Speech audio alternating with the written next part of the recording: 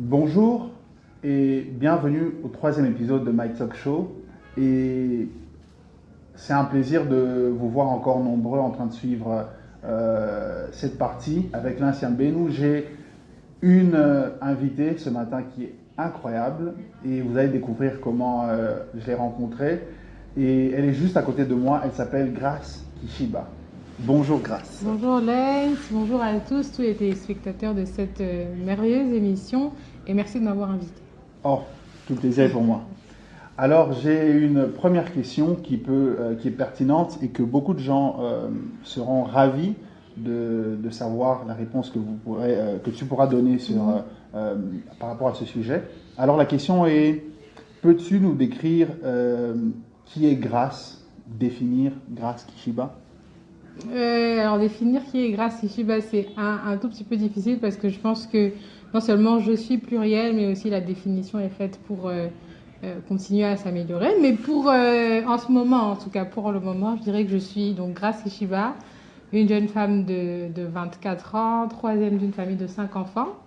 Je suis diplômée d'un master en droit international et je fais un doctorat en droit international et droits de l'homme et en particulier droit des femmes. Je travaille sur le droit des femmes. Je suis enfant de Dieu, artiste gospel. Je compose un peu mes propres chansons et je suis féministe et depuis peu entrepreneur. Donc, autant de choses. Quel portfolio intéressant. Pour l'anecdote, je suis un aîné. Parce que je crois que c'est la première et la deuxième fois qu'on se rencontre. Oui, on s'était rencontrés sur le plateau d'une chaîne de télé locale. Nyota Télévision. Voilà, Nyota Télévision. Voilà. Et on n'avait pas eu le temps de parler l'autre fois. Mais voilà, on a cette opportunité dans ce talk show. Moi, je suis aîné, je suis premier. J'ai fait les mining en Afrique du Sud. Et je suis aussi un artiste et je suis un chrétien. Et c'est un peu ça. Et c'est pas sur moi aujourd'hui, mais c'est sur toi. Alors, on va continuer avec nos questions. Et je vais poser la question suivante, qui est aussi intéressante, qui va nous parler de la musique chrétienne gospel. Alors, peux-tu me dire qu'est-ce que représente pour toi la musique chrétienne ou la musique gospel? Que représente pour moi la musique gospel? Je dirais que c'est d'abord une passion, donc quelque chose que j'aime. J'ai découvert la musique gospel, en tout cas par la chorale, au travers de la chorale, parce que j'ai commencé à chanter à 9 ans. Et en fait, c'est une chanson, c'est une chanson qu'avait interprétée la chorale de mon église à l'époque, qui m'avait tellement marquée. Et je me suis dit, je dois chanter dans cette chorale. Donc la musique résonnait en moi depuis déjà très longtemps. Mais aussi la musique gospel aujourd'hui, étant plus mature et étant artiste, je dirais plus que c'est un appel auquel je réponds. C'est un don que le Seigneur m'a donné gratuitement et que j'essaie de fructifier pour sa gloire à lui et pour l'édification de l'Église et de mes frères et sœurs. Waouh. Je me retrouve dans cette histoire parce que moi aussi j'ai découvert la musique gospel au travers de la chorale de mon église à Kolwezi. Depuis que j'avais 13 ans, ça fait peut-être 17 ans maintenant que je suis en train de travailler sur ma voix et il n'y a pas longtemps que j'ai sorti des projets. Et tu as sorti ici des projets, on va en parler bientôt. Et j'aimerais savoir quelque chose. Comment comptes-tu influencer positivement la gente féminine vu que tu es une personnalité publique? Pourquoi la gente féminine? Bon, parce que je me dis que une femme qui est suivie d'une façon ou d'une autre par les femmes, elle est un exemple. Oui. Et comment est-ce que tu peux influencer ces femmes-là qui te suivent? Comme moi, je suis sûr que j'influence certains hommes aussi. Bien sûr que j'influence certaines femmes. Je pense que l'influence ne passe pas que par la musique. En tout cas, pour moi, je n'aimerais pas que mon influence passe uniquement par la musique. Parce que je pense que j'ai d'autres atouts. Et donc, le premier atout à faire valoir pour moi, c'est déjà ce doctorat que j'essaie de décrocher. Je travaille sur le droit des femmes et vraiment, c'est au travers de mon travail professionnel et intellectuel que je compte vraiment influencer les femmes. Non seulement en me battant pour leurs droits, mais en leur apprenant aussi à connaître leurs droits à elles et comment se battre pour leurs droits. Donc je pense que ça, c'est la première manière. Donc ce sera aussi sûrement au travers de l'enseignement, puisque j'enseigne à l'université d'ailleurs, incroyable. En France. Et donc c'est vraiment par ce biais-là, ce premier biais-là que j'espère être influente. Le deuxième biais, peut-être par mes réseaux. Je suis un tout petit peu suivie et par beaucoup de femmes aussi. Et je pense qu'en me montrant le plus vrai possible, parce que sur les réseaux, on se maquille toujours un peu, n'est-ce pas? On maquille un peu sa personnalité, mais en essayant de me montrer au grand jour tel que je suis, en montrant mes failles, comme mes forces, mes réalisations et puis mes chutes, je pourrais aussi influencer, en tout cas positivement, les personnes qui me suivent. Et le troisième moyen, bien sûr, par la musique. Et par la musique, je ne compte pas influencer que la gente féminine, toutes les jantes, en tout cas la gente masculine aussi, par des messages, surtout mes messages sont très méditatifs et il y a beaucoup de consolation dans mes messages. Donc j'aimerais que par ce biais-là aussi, j'arrive à les influencer. Waouh. C'est une très bonne façon de voir les choses. Et voilà, c'est un plaisir de pouvoir partager ce moment et de se faire connaître encore plus et de se découvrir. Alors, je vais vous proposer une partie, un extrait de sa chanson qui est sortie il n'y a pas longtemps. Magnifique, j'ai suivi des milliers de vues et on se retrouve juste après ça. Par le Seigneur, nous t'en prions. Par le Seigneur, nous t'écoutons. Change nos vies par ton esprit.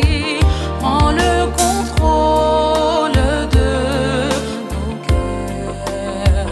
Entends, Seigneur, quand nous pleurons.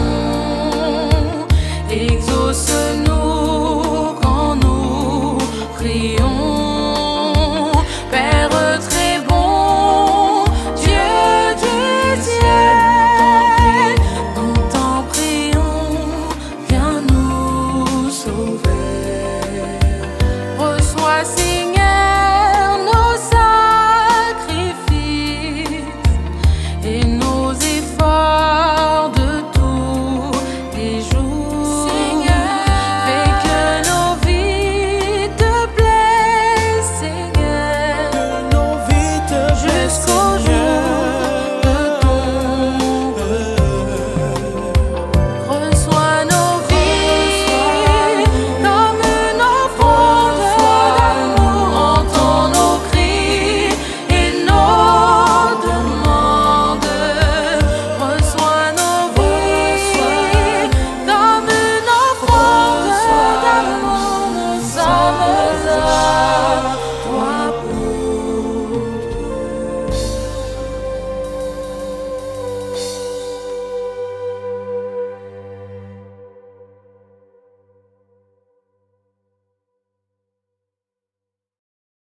C'était Nous sommes à toi de Grace Kishiba que vous avez suivi. Alors Grace Oui. a un chant magnifique que Merci, j'aime beaucoup, merci. c'est très doux. Je suis ça de temps en temps aussi, à vrai dire. Alors on va passer à un petit jeu intéressant. Juste je vais te poser des questions sur, en fait, je vais te dire quelques versets et tu pourras essayer de deviner, en fait, ça vient de quel livre. Ok. Ok. Disons si je parle de... Bon, je préfère même parler plus des personnages, Ok. parce que les versets, ça sera un peu compliqué et tout, trouver. Alors les personnages, si je te parle de Noé, Noé, c'est dans quel livre? Le livre de la Genèse. Oh, la Genèse, oh, super, super. J'espère que vous avez aussi lu votre Bible et que vous pouvez confirmer, parce qu'on veut pas, on veut pas se tromper, ok? Quand on parle, par exemple, de David, il a écrit quel livre? David a écrit les psaumes. Les psaumes. Ouais. C'est un livre que j'aime beaucoup, les Oui, psaumes. extraordinaire. Surtout pour nous, les artistes qui chantons, on puise beaucoup. Personnellement, j'ai beaucoup puisé dans ce livre-là, qui est vraiment profond. C'est vraiment le cœur d'un adorateur. Oui, David, c'est vraiment un adorateur. Il est extraordinaire. incroyable et ce qu'il fait. Et on peut se retrouver encore aujourd'hui, c'est ce qui est extraordinaire, je pense, c'est que quand on lit des psaumes, ça se rapporte à notre vie d'aujourd'hui, ça nous parle encore aujourd'hui. C'est exactement les paroles qu'on a envie de dire à Dieu, mais qu'on n'avait pas, quoi. Et tu tombes sur un psaume qui te dit exactement ce que tu as envie de dire à Dieu, donc c'est des prières actuelles. Ouais, exactement, exactement. Alors là, on va passer à une autre question très pertinente, c'est quelle chose hyper importante que beaucoup ne savent pas de toi? Alors, les personnes qui me connaissent savent généralement, parce que je suis quand même assez entière. Mais une chose peut-être que les gens ne savent pas, c'est que je suis très drôle. Oh. Vraiment, je suis très drôle. Je suis une boule d'ambiance, quoi. J'aime bien qu'il y ait une bonne ambiance là où je me trouve. Donc, tu as des vannes. Voilà, je ne saurais pas en sortir comme ça. Mais tu vois, par exemple, la vanne Maï Maï, je sais pas, enfin... En tout cas, que ce soit en famille ou avec les amis, je suis celle qui va pousser la blague, qui va... Pour l'anecdote, quand elle parle de la vanne Maï Maï, c'est qu'on a eu des bouteilles d'eau, alors en Swahili, l'eau c'est Maï. Alors elle disait, on prend de l'eau et de l'eau, ça fait Maï Maï, voilà. C'était drôle. C'était drôle. Ok. Un autre truc intéressant serait, on va parler d'une ville. Tu vis en Europe, je vais parler d'une ville d'Europe, je suis sûr que tu as déjà fait peut-être ce pays. Et tu vas me dire c'est quel pays, ok? Je vais aller, moi j'ai pas encore fait l'Europe, mais je suis quand même informé sur... Okay. D'accord. Quand je te parle de Venise, c'est... Italie. Italie. Ok, quand je te parle de Birmingham. L'Angleterre.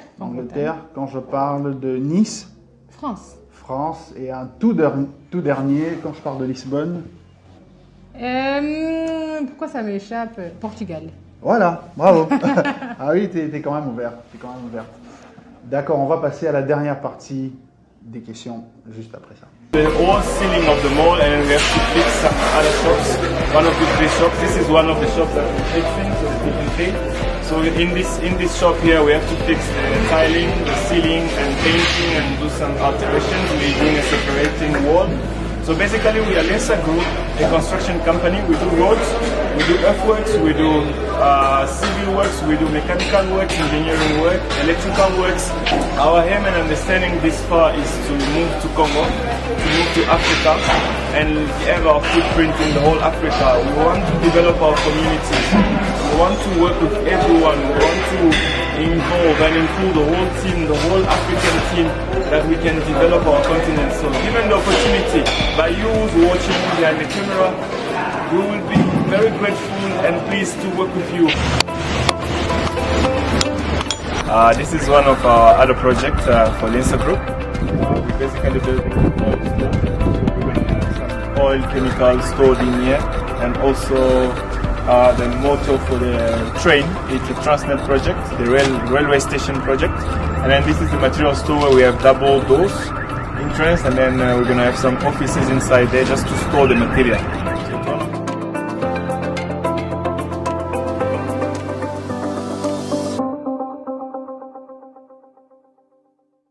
Je vais aller direct à la dernière partie et nous allons savoir quelque chose qui est intéressant, c'est par rapport à ton plus gros objectif et par rapport à ta carrière musicale, c'est-à-dire quel est ton plus gros objectif et ton ambition en tant qu'artiste chanteuse? Alors, mon plus grand objectif en tant qu'artiste chanteuse, je dirais que c'est ouvrir la voie pour d'autres personnes. Parce que moi, je suis chrétienne de confession catholique. Okay. Et c'est vrai que dans le monde du gospel, et en particulier du gospel congolais, on n'a pas beaucoup de place, en fait. Il n'y a pas vraiment de personnes qui se démarquent ou de personnes qui sont artistes. On est un peu resté dans nos églises, avec nos chants d'église, et on ne les a pas forcément proposés au grand public, ce qui fait qu'on a du retard. Donc mon plus grand objectif à moi, c'est que d'autres personnes suivent la voie, que d'autres personnes n'aient pas peur de quitter, de sortir de leur cocon, le cocon des chorales, le cocon de ce qu'on sait faire, pour proposer justement notre spécificité, notre originalité, en fait, au public et à la scène. Donc là, pour moi, le plus grand truc, c'est que d'autres femmes, en particulier, suivent la voie et n'aient pas peur. Je pense que ce serait ça, quoi. Le deuxième objectif, je pense, c'est de pouvoir être un exemple pour les autres, que par ma musique, je sois un exemple pour les autres, en tout cas que j'arrive à leur parler, à les réconcilier avec le Père. Ça, ce serait mon plus grand objectif, je dirais. Ouais, je crois que je me retrouve aussi sur cet objectif en tant qu'artiste aussi chrétien. Alors j'aimerais poser une question par rapport au pays où tu vis, qui est la France. J'aimerais savoir quel est l'essor de l'industrie chrétienne en France. L'industrie musicale Ouais, musicale. chrétienne en France, elle, Ouais. elle évolue très bien. Ok. Il y a beaucoup de grosses têtes, de gros artistes, et puis même de nouvelles têtes qui se font connaître. Jonathan Gambella, Noé Gambella, et même chez les femmes, on a Gloria Relic. En tout cas, il y a beaucoup, il y a vraiment beaucoup d'artistes.